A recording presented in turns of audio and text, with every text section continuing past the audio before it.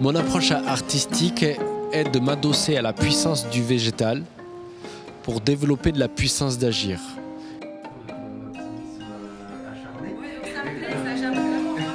Le point de départ que notre groupe avait était centré autour de la question de l'enregistrement des émissions de CO2, des questions écologiques et la question de l'absorption de ce CO2 par les plantes. Et donc autour de ce dispositif, on a commencé à avoir des échanges sur l'articulation entre nos problèmes et nos accablements personnels et les différentes choses avec lesquelles c'est entré en résonance, à la fois dans nos études et à la fois au sein du groupe. Donc on a un triptyque, on le voit par rapport à l'écosystème qu'on a posé, l'enregistrement sonore de nos discussions, l'enregistrement de la mesure de nos discussions, de la mesure de CO2 de nos discussions, et les semis de maïs.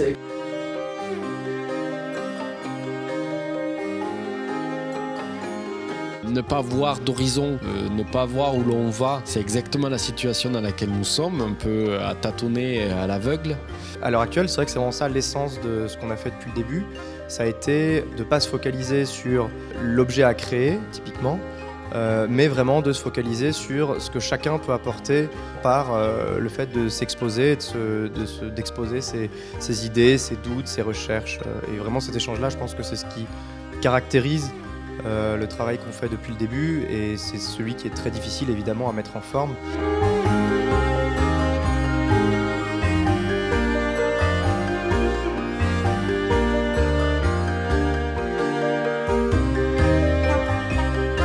Je pense au fil du déroulement de ce projet que la science peut être aussi considérée comme un art, mais un art différent.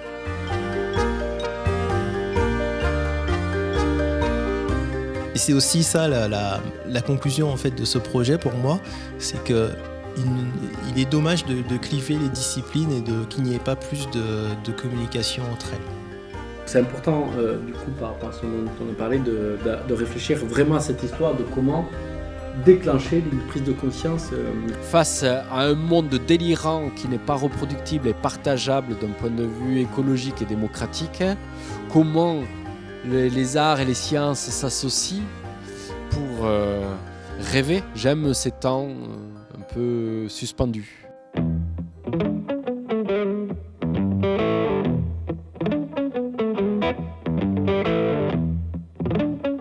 On s'était fixé le fait de vivre un processus tous ensemble, c'est-à-dire le processus de la recherche scientifique et le processus de la création, de la créativité, et essayer de voir ce que ça pouvait donner en partageant, en donnant le meilleur de chacun. Et c'est pour ça qu'on s'est dit que ce serait intéressant en fait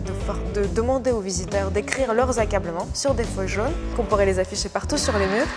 et qu'on pourrait demander aux personnes de relier avec un fil rouge leurs accablements à des solutions ou leurs accablements à des accablements d'autres personnes, pour qu'en fait ils se rendent compte que tous nos accablements sont interconnectés et comment est-ce qu'on peut en quelque sorte faire un lien entre tous ces accablements-là.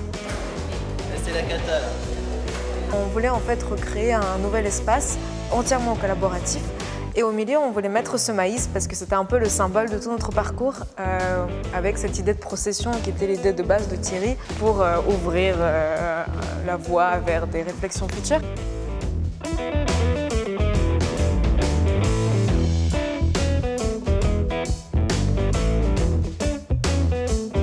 Quand on fait des projets comme ça, inventés sur mesure avec des groupes particuliers, avec des opérateurs particuliers, c'est que le musée devienne un lieu où les gens ne viennent pas que pour faire une chose, mais où ils sentent qu'ils peuvent développer des compétences, des rêves différents, et que ce n'est pas juste le lieu où on a prévu pour eux un parcours dans l'exposition. Je tiens à remercier énormément l'ensemble de l'équipe de MacSup de m'avoir invité et de m'avoir permis, avec l'ensemble des élèves et leurs professeurs, de ne plus parler d'artistes, d'élèves ou de professeurs,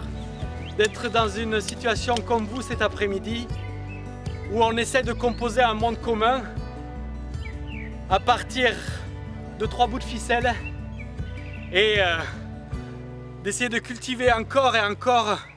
ce désir de transmettre quelque chose qui nous dépasse.